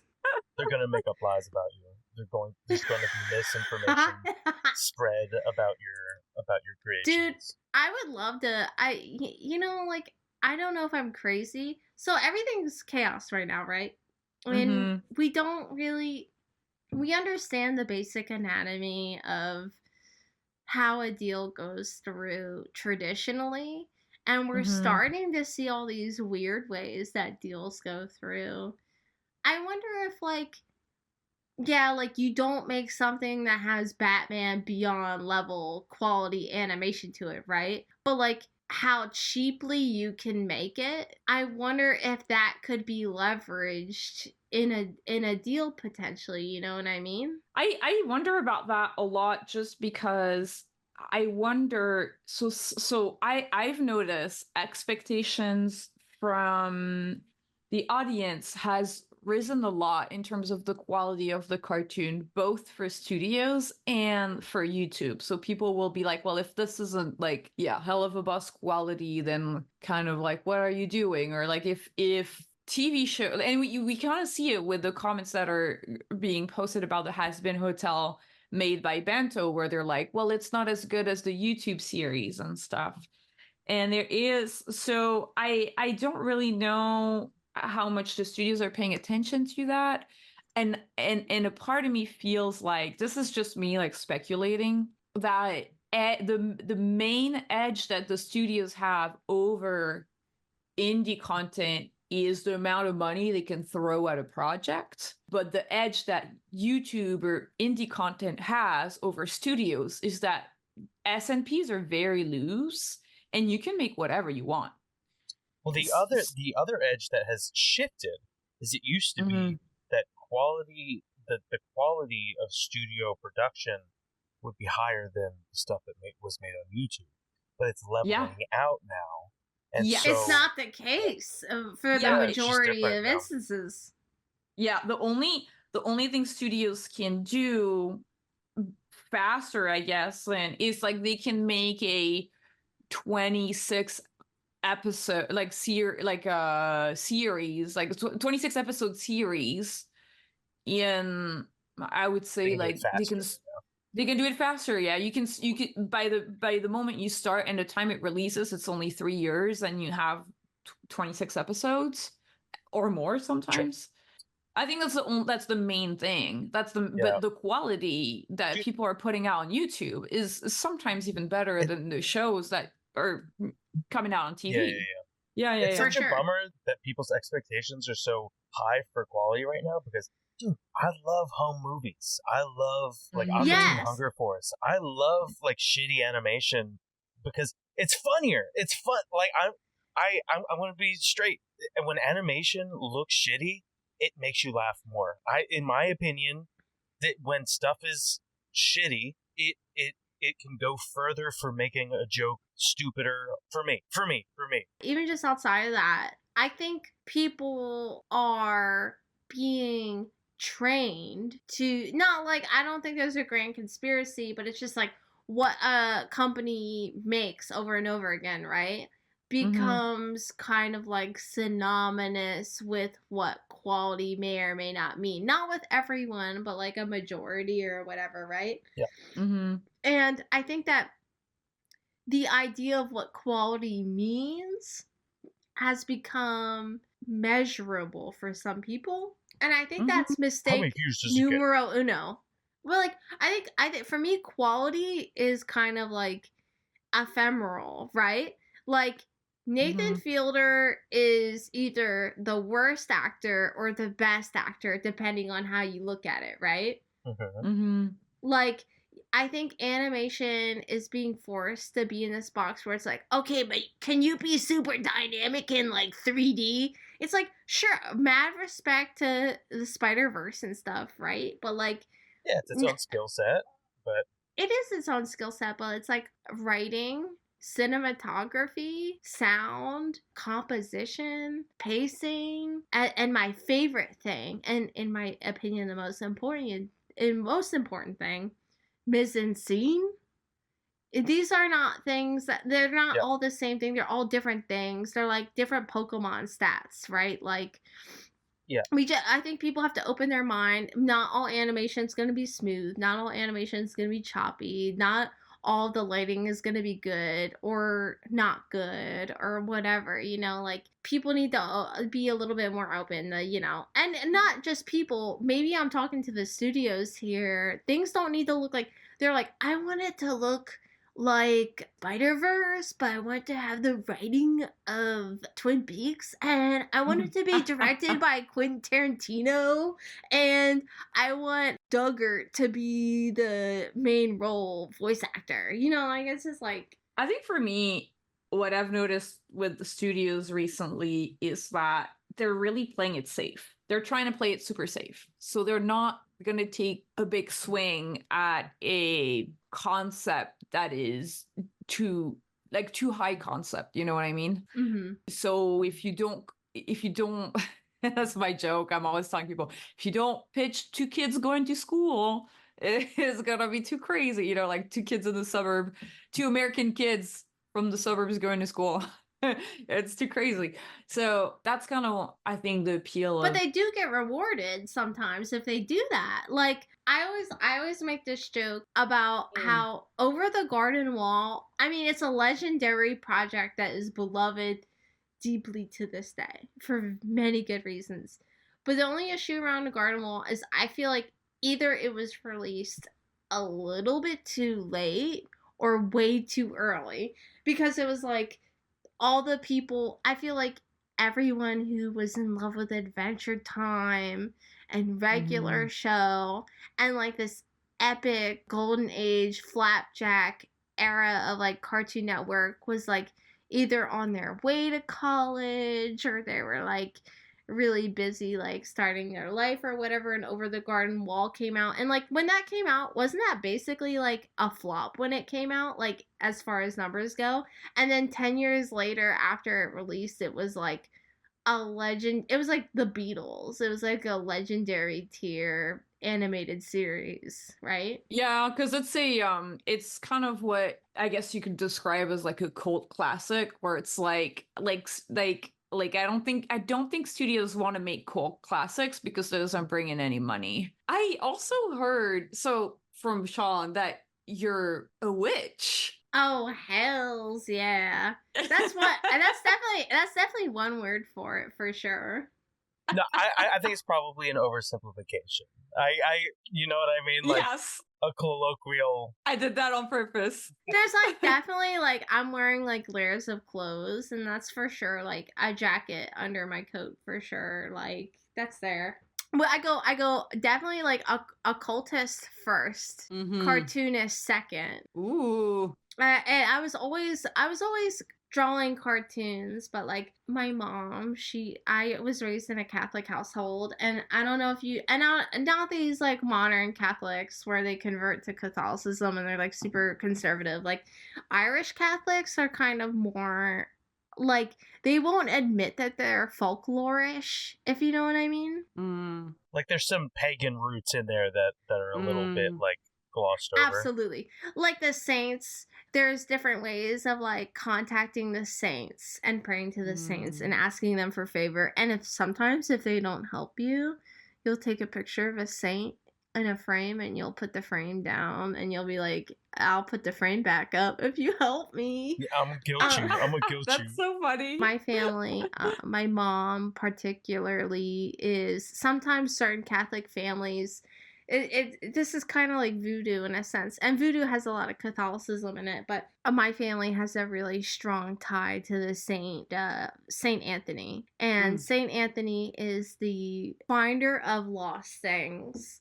And there's an interesting Saint Anthony prayer. Like if you lost something, it could be something important like your passport, it could be something dumb like your car keys, or like something you just put down. You don't have to be Catholic. You don't even have to believe in Saint Anthony. But if you say if you're pure of Yu-Gi-Oh heart, and you say, and while you're looking for the thing, you say, Saint Anthony, please come around. Something is lost and must be found. You will find it. You could be an atheist and you'll find it. It's so crazy. That's so cool. That subject matter, it sounds like a certain short that you and I had talked about a long time ago. Oh my god. And that's what eventually became Deep States. That's the same character as. Yeah, with the wow, hugs.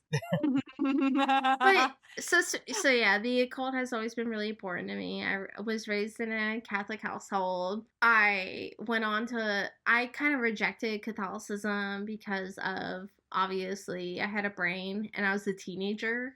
And so I rejected that. And I went on to explore Wiccan stuff, which is like level 1. And then I went on to like search folklore stuff, which is kind of like level 2. And then I went on to search like ceremonial magic, which is like Goetia, demon magic, which is kind of like level 3. And then I went on to learn under a couple people voodoo and stuff, and also other things. And then I kind of settled into chaos magic. And chaos, as a word, has come to mean discord. It's become synonymous with the word discord, which means like things are not in their proper place. But what I was going to ask you about Discord, Discordianism. Have you read that a little bit? Hail Eris! Yes! Hail Eris! That really got me through the pandemic, actually. I read the little... Did you read Principia Discordia? I didn't get all the way through it, but I was like, this is dope. I like this. Listen, you are both popes, and I love you both very much. Eris and I actually go way back, and I used to not be a fan of Eris because, ironically enough, she was introduced to me by patriarchal creeps. I dated essentially what was like the chaos magic / Delima equivalent of like a cult leader. And I fell in love with him, and he totally used that to kind of manipulate me and stuff. And he introduced me to Eris, and then I knew the situation with him was terrible. So I was like, fuck Eris or whatever. But I eventually I'm now a leader in the community that this person is not in anymore or welcome in, and I am like an admin sort of and leader and part of this big community of chaos magic. So hail Eris. She's amazing. She's incredible. She's kind of viewed as like kind of like a drama starter, but really at the end of the day, it's like, in what world where the patriarchy is kind of like enforcing negative stereotypes on both men and women, and everything is kind of held together by duct tape and lies, does the truth of nature kind of unravel that and cause issues, and there's an adjustment period, which to me is what the golden apple is really about. So hail Eris. Hail Eris. Yeah.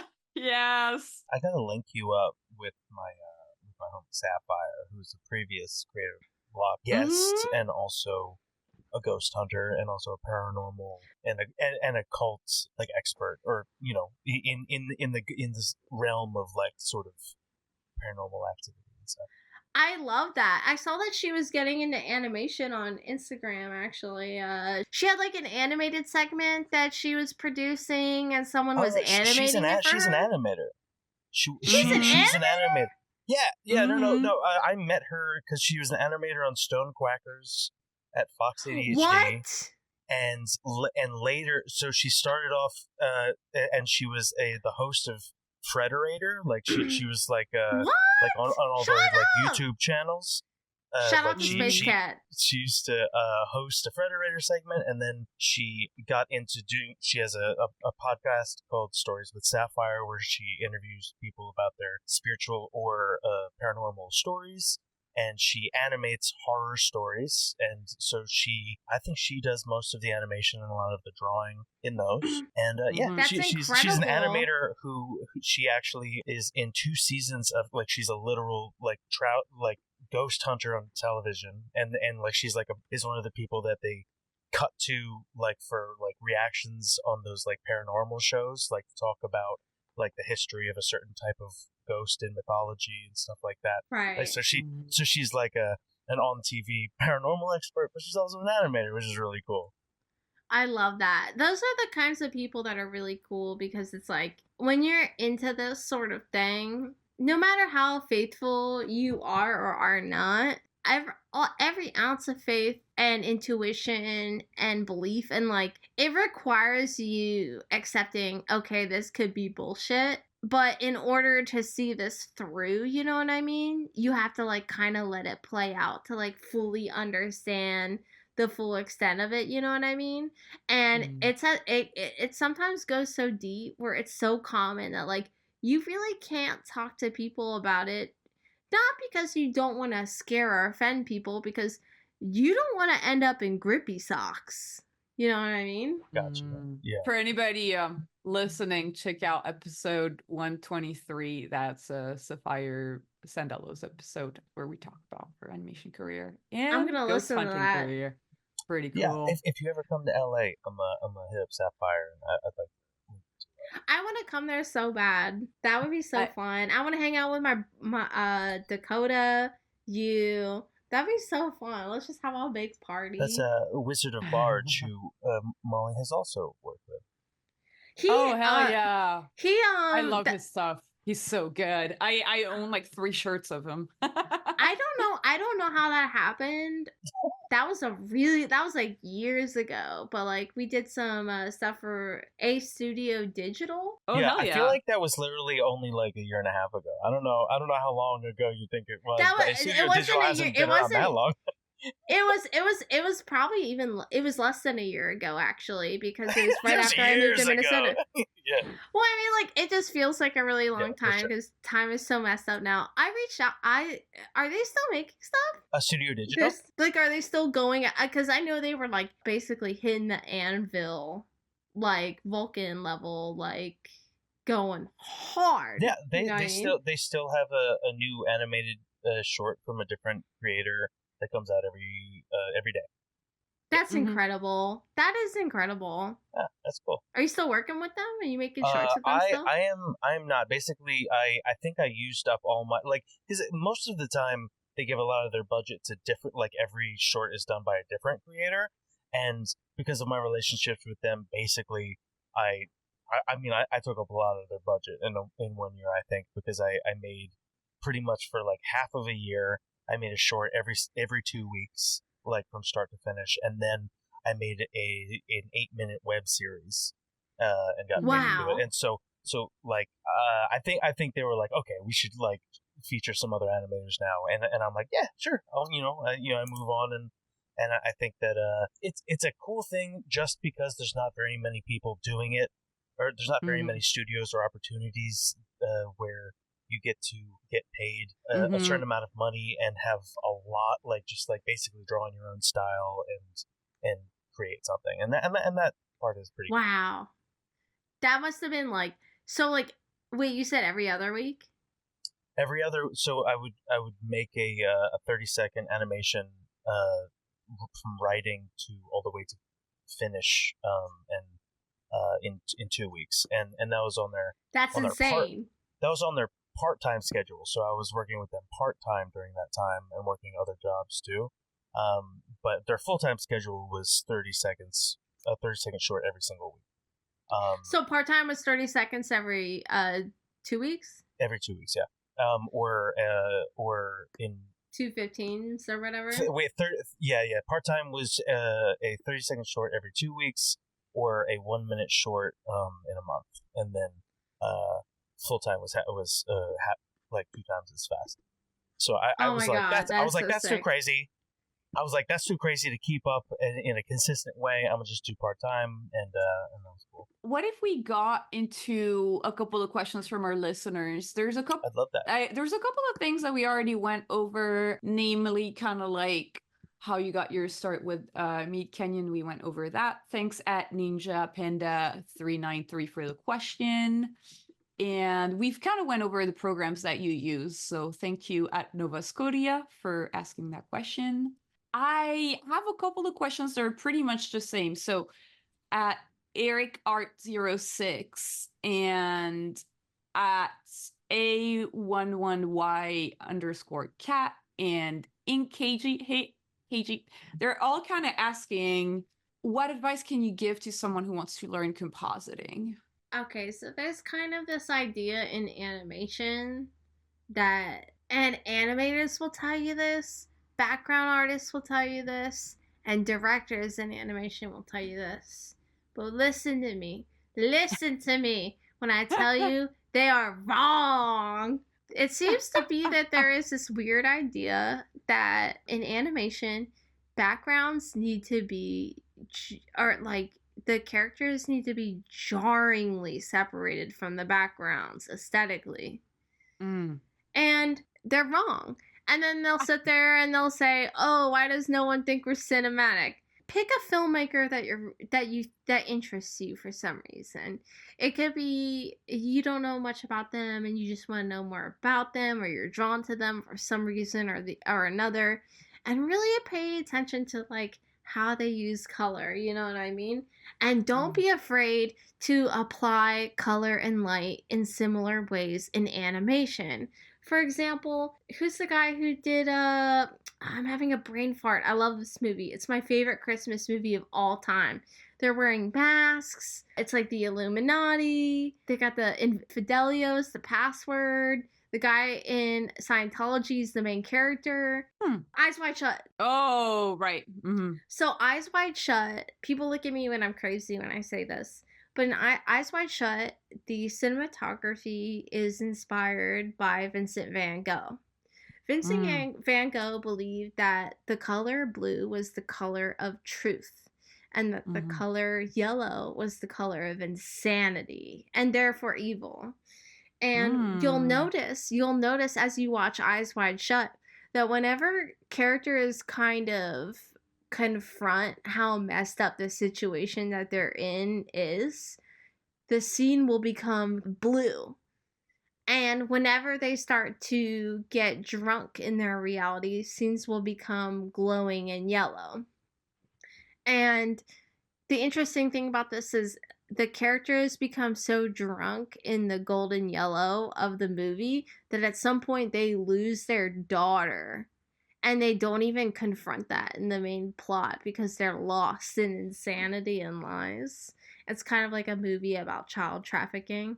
But the point here is everything being drowned in darkness or blinded by the light. Think of lighting and shadows as being equally important to design, because I feel like the number one pitfall that animators and animation gets in, and it depends on the style, like every style is different, and like, you know, like look at the Powerpuff Girls, for example. Like, you know, every director has a different vision and all of them should be respected equally. Just don't be afraid of breaking these traditional rules in animation, as far as like, you know, if you want to put a gigantic gradient on the top of the screen that almost completely drowns out the character because you want to say something about the scene being blinding and uncomfortable, take that risk. And there's nothing wrong with losing elements in the background or the character animation, because the vibe of the animation can be not only as important as the animation and the design, but in some cases it can be more important. It can actually make it. It can change everything. And it can also be to the detriment of the storytelling, you know what I mean? Everything should be about the storytelling. Find the soul and the vibe of the story. And if you want to make it super dark, if you want to make it super bright, if you want to drown us in blue or yellow because of whatever, you should feel free to do so and not be so scared about like, if, yeah. I think that there's a certain power to having a compositor that is separate from the design and animation process, because like if you're doing your own compositing, a lot of the times you're so tied to the previous ways that you viewed both the character and the background and the animation together that you'll be scared to mess up what you originally planned. But what you're doing is giving those things to a compositor, and they can see the whole thing together and what it could be. And that was a huge struggle for me for Cucumber. Oh yeah, because you were part of every step of the process. I did everything in Cucumber. I designed all the colors so that they would be color corrected in a way that they would automatically work together. So in a way, I pre-composited Cucumber before I even made it. And then I was like, oh fuck, should I even composite it? Because it looked really good flat. You know what I mean? And it's like both outcomes are kind of good in that instance. You know what I mean? Would you rather create a project and be the compositor and not the other parts of the project, or like design and animation, or do design or storyboarding, whatever, and hire a compositor on your project? What do you think? I think that when I'm the compositor, ultimately at the end of the day, you know, all roads lead to Mr. Wonderful. Like everything ends up in my hands anyway. And I feel really confident as a compositor that I know that I'll take care of myself. There are other compositors who can work magic too, but I just like feel like I've taken myself to the limits of almost like what is possible. I'm not necessarily, there's so much more for me to learn. I don't know shit, but like I know that I would be good.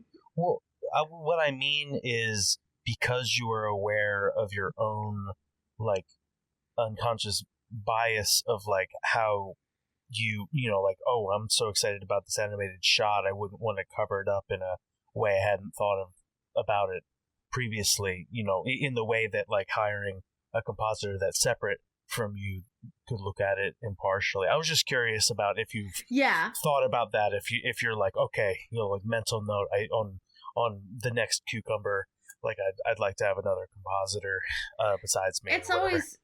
It's always incredible, like not knowing like what someone's gonna do, but knowing that you can trust them and knowing that they're like their brain and their unique circumstances and choices are going to create something that's gonna be like not only more than what you can imagine, but also just like different. You know what I mean? Just like I always feel that way with. I feel like compositing is akin to music and sound design, because there's kind of like a more of like a vibe element to the show. And even though it feels like it's like not direct and it's not one of those sexy jobs, right? Like character animation or background design, it is so essential and important to the vibe, depending on what the director is going for. And the thing is, I hired this music guy and sound designer guy to like do a short for me after I finished it. And I'm like, oh, what did I do? I didn't have the money to spend on that, but I spent it. I know it's the right thing, right? And then when he turns it in, it's something so beautiful and different than what I could have imagined that like I literally am brought to tears. Because it's just like such a like, I'm just like, I didn't know this was possible, you know what I mean? Like, I only know what I know. Like, more brains is something that Hunter always says, Meat Canyon, more brains is always better. It's always better. Yeah, I agree. Yeah, I feel like you get so much more to like being challenged, seeing what other people can come up with, to seeing things in another angle. Yeah, that's a great observation. Yeah, that's a similar philosophy to the Midnight Gospel, I think, which is another a little bit like Over the Garden Wall. That's another one that like I Absolutely, feel like that's in the same has family. An undercover that has like a little cult fan base that still references it all the time, and I still follow the Midnight Gospel trending tag on Instagram and stuff, and like it still posts all the time about it. You know, like it's funny how those like smaller fandoms, like, you know, they latch on to something and it meant something to them, you know. Oh my god. Twin Peaks. Midnight Gospel. Bring them back. Do we have another viewer question? We do have a bunch, but unfortunately, I feel like we're a little bit tight on time. True. So, Crass and Mallard, thank you so much for being our patrons and asking questions. And sorry that we didn't get to them, but we did notice them. And thank you so much at Fusebox Jackson 2789 for also asking a question. I think we kind of want to wrap it up real fast with you plugging your socials.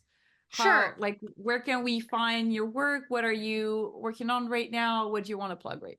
Sure. I'm Wally Might. You can follow me anywhere on Wally Might. My name is Wally Might everywhere. TikTok, YouTube, Patreon, whatever. I just wrote 8 episodes of a show called DEEPSTATES. I'm really excited about it. I'm doing all the character design now. Really excited. Started doing some thumbnail animatics of it. Probably gonna animate it all by myself because I don't want to pay people nothing. And you shout out to the island. People should be paid. I am so thankful to be here. This podcast is so cool. You podcast, you interview a lot of very cool people, and you are spider wizards that weave a lot of cool people together, and I'm just like so thankful to be part of this. Thank you so much for inviting me. Well, thank you so much for coming on the pod. That was so fun. And with that, it's the end of this creative block. Woolly Might, thanks for being our guest and sharing your story. Woo! And thanks to our listeners too. Follow us on social media at CRTV Block, where we ask for drawing prompts and questions to ask our guests, even if we can't always get to all of them because the conversation is just too enthralling. Huge thanks to our editor Clemens for editing the podcast, Marco for helping us to produce the show, and Ibuka for creating the short clips that we've been putting out. We're so excited about those, and anybody who may have found us through those clips, please say something in the comments. We love to know who it's reaching. Yeah, if you love our show, you can support us on Patreon. Becoming a patron gets you early access to interviews and access to our Discord community. Another great way you can support the pod is just interact with the content by either liking, subscribing, or commenting. Any of the small things like that really help us a ton. So you could just tell us about what you had for lunch today if you don't know what to comment. Click the link in the description of this episode. I've been your host, V. And I was Sean. Keep dugging on those animated shots, and we'll see you next week. And I'm Wally, and I love you. And we can stop the recording here.